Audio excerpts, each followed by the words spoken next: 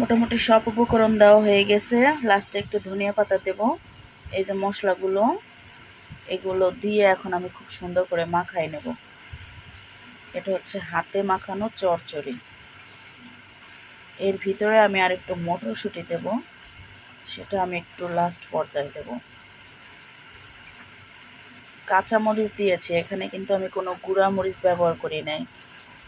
কাঁচা মরিচের তরকারিটা খেতে কিন্তু অন্যরকম স্বাদ।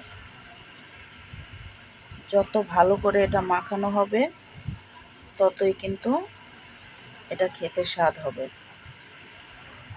ছোট মাছটা আসলে ভাজার থেকে এইভাবে চচ্চড়ি রান্না করে খেতে পারলে কিন্তু বেশি ভালো।